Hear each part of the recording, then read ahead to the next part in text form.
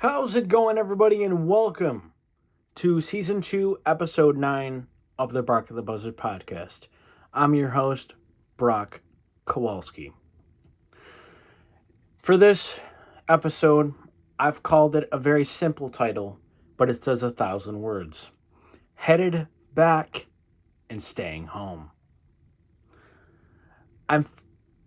I'm here to formally make two announcements. The first is that I'm staying in Cleveland with the Cavaliers, but also going back to one of my childhood idols on the NASCAR side of things, two-time NASCAR Cup Series champion Kyle Busch. Why stay in Cleveland? There are a lot of reasons, but to put it simply, I don't see myself making my NBA dream come true anywhere else. Then the anywhere else in the closest NBA organization to Buffalo, which the Cavaliers are. In Toronto doesn't count because I'm only counting the United States, and the Cavs are the closest NBA organization in the United States. So I don't want to hear, oh yeah, the Raptors are closer. Not by much, but that's here nor there. This is where I want to be and remain forever. One of the reasons that I'm coming back to Cleveland is the ability to watch the backcourt of Donovan Mitchell and Darius Garland continue to grow. Since the trade in August, this duo has been a perfect fit. It's about the others, excluding Evan Mobley and Jared Allen. With that core four, the future is very bright in Cleveland, Ohio. Another reason I have finally chose to commit to the Cavs is the trust I have in both head coach J.B. Bickerstaff and president of basketball operations Colby Altman. Well, what they have done in the last 2 years has been phenomenal, turning the Cavs around from being one of the NBA's laughingstocks into building a real, sustainable culture and a true contender in the Eastern Conference. The final reason I've decided to return to Cleveland is what I said to start the show. I do not want to be anywhere else, due to the fact that the future is beyond bright, but also when I was in Cleveland last April, the city reminded me so much of Buffalo.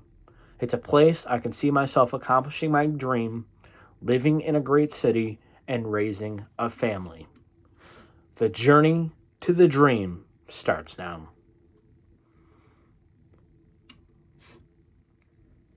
Now on to the Cavs' dominating win over the Washington Wizards last night.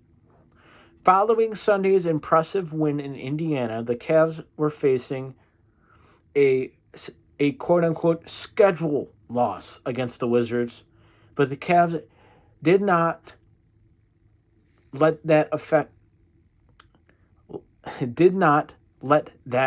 them, as the Cavs got a true team win Monday night over Washington, 114-91. And now on to the stats from last night's game. First, for the victorious Cleveland Cavaliers, Darius Garland led the way with 23 points and 5 assists. Jared Allen had 23 points and 8 rebounds. Donovan Mitchell had 21 points and 6 rebounds. Evan Mobley had 16 points and 5 rebounds. Isaac Okoro had 12 points and 3 assists. And Karis LeVert off the Cavs bench had 10 points and 8 rebounds. For the Washington Wizards, Kristaps Porzingis led the way with 18 points and 7 rebounds. Will Barton off the Washington bench last night had 15 points and 6 rebounds. Denny Avdia had 12 points and 4 rebounds. Daniel Gafford had 12 points and 8 rebounds, and Monte Morris rounded out the double-digit scores for Washington last night, scoring 10 points and having 7 assists. The Cavs' next game is tomorrow, which unfortunately I won't be watching because I've got family things to attend, but I gotta tell you it anyway, is tomorrow against the Detroit Pistons at 7 p.m. Eastern on Bally Sports Ohio and NBA League Pass. The keys to victory: dominating the paint. The Cavs' Jared Allen and Evan Mobley were forces down in the Cavs' paint, scoring 37 and securing 14 rebounds, while both doing it very efficiently, which was a major difference in this game, just like Sunday in Indy. Assists keep coming. The Cavs have now had 25 plus assists in the last 4 games, which they have gone 3-1. It really shows that the entire mix that JV Bickerstaff is playing right now is beginning to click. While the defense is still stellar, which makes this team very dangerous moving forward. Isaac Okoro. Remember when everybody in Cavs land was saying trade Isaac Okoro? Well, now the script has completely flipped, as he is now a very key part to the team's 3-game winning streak, making his shots, driving to the basket, and making his usual impact on the defensive end. We're seeing what we as Cavs fans hoped Okoro would be right in front of our very eyes. And now on to the NASCAR portion of the show. Time to get rowdy. I've chosen to reunite with Kyle Busch and Richard Childress Racing because the potential of this pairing is limitless. I've also decided to leave Kyle Larson and Hendrick Motorsports because it just got stale and status quo. How good can this become? I think you will see the fire come back out of Kyle Busch that we haven't really seen these last 2 years at Joe Gibbs Racing, because he has something to prove once again. From the team side of things, the addition of Kyle Busch, a 2-time champion, is exactly what Richard Childress Racing needed, even if it means letting a talent like Tyler Reddick walk. Also, the team that Busch has with new crew chief Randall Burnett and spotter Derek Nealand, who Busch has worked with in the past, is a threesome that can win races for the next several years. And I have to add, it's so great to seeing Rowdy at RCR in a Chevrolet in an 8 car, like who he's been most compared to, NASCAR legend Dale Earnhardt. And now to recap, I apologize, I was just moving a text away from my phone. Still coming in. Okay.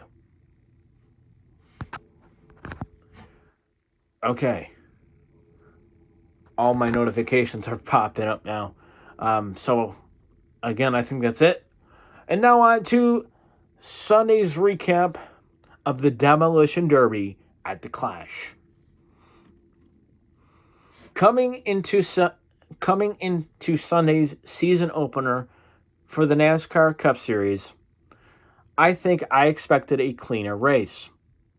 But we got the complete opposite after lap 75.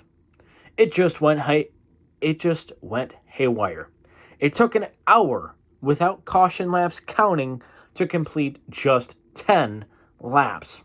One of those cautions resulted in longtime rivals Busch and Joey Logano getting together once again, but we'll get there in a few moments. When the dust settled, though, the best car won on Sunday night as Martin Truex Jr. was able to secure the win, his first since 2021. Busch's recap. The number 8 BetMGM Chevrolet was good for the first 30 laps or so, but then the car just got loose for Busch, and a lack of restart help resulted in him falling back to 7th. By laps... let me reread that again. The number 8 BetMGM Chevrolet was good for the first 30 laps or so, but then the car just got loose for Busch, and a lack of restart help resulted in him falling back to 7th by lap 75. Then Randall Burnett and team went to work, even after the tangle with Logano, which was beyond stupid by the reigning champ, who just shipped Busch for no reason whatsoever. The car soon became lightning fast, passing car after car. This would result in Busch finishing an impressive third right behind RCR teammate Austin Dillon, who was also extremely fast all night. To end up with 2 top 3 finishes Sunday, I think it's very symbolic to what you will see from RCR this season. And we have to talk about this. Mavs land Kyrie in Blockbuster. Just 2 days after requesting a trade from the Brooklyn Nets, Kyrie Irving lands in Dallas alongside fellow All-Star Luka Doncic, vaulting Dallas into contender status in a torture chamber of a Western Conference. The trade looked like this. Kyrie Irving and Markieff Morris to Dallas for Spencer Dinwiddie, Dorian Finney-Smith, a 2029 first, and 2 second-round picks in the years 27 and 29. My reaction to the trade. This is what Dallas needed to do to compete for an NBA title in the Western Conference, joining teams like Denver and Memphis. I believe there will be far more following Thursday's trade deadline in both conferences, including the Cavs, which I must say, trade rumors around the Cavs have really quieted down. It came out this afternoon the Cavs are more than happy to keep Karis LeVert, who is one of the Cavs' biggest trade chips. So I don't expect much action out of the Cavs front office, but you never know, and we won't know until Thursday afternoon. Kyrie is, quote, ecstatic about joining Luka in Dallas, according to Chris Haynes of TNT. With that all being said, though, despite landing the biggest trade chip on the market, there's still lingering questions about the fit of Doncic and Irving, and also the commitment Kyrie will have in Dallas. Those will be answered in fairly short order. What this means for Brooklyn. It's time for Sean Marks and the Nets front office to go use the trade assets they just acquired to land a big fish of their own. I don't know who the Nets are interested in, but I'd expect them to be very active on Thursday's NBA trade deadline. And a little tidbit of news that I didn't include in the, script of the show. We got some Buffalo Sabres news to talk about, as young forward Dylan Cousins has been inked to a 7-year deal with an average salary per season at $7.1 million. This is yet another phenomenal contract by general manager Kevin Adams, who has been pulling rabbits out of his hat for the last, I would say, season and a half or so, especially that Tage Thompson contract as well. I think the next two Sabres who are on the roster currently to get a big money extension include Owen Power and Rasmus Dahlin, who could very well be the highest paid defenseman in the entire NHL. That is how big of a piece he is to the Buffalo Sabres' success. And also, I have to add this on. As we all know, the Sabres are in their All-Star week, or their All-Star break, or better known as their bye week in the NHL season. And what will this team's fate be in terms of playoff hopes? I think we will have a very good idea of that. Because Saturday they play Calgary at home at 12:30 p.m. Eastern. But after that, they go on a several-game Western Conference trip, and I think we will learn a lot of what the Sabres are made of as we go through this stretch of games. I also feel like there is a trade on the horizon for the Buffalo Sabres, but we'll get deeper into that once the trade deadline does, in fact, creep closer to us. And that'll do it for this episode. Again, I apologize for the little pauses and so on and so forth during the show, but that was Season 2, Episode 9 of the Rocket the Buzzer podcast. Please follow me on all of my social media links in the Linktree link down below. And finally, please like the video, share the video, and subscribe, and I will see you all on the next episode of the Rocket the Buzzer podcast. Have a great week, everyone.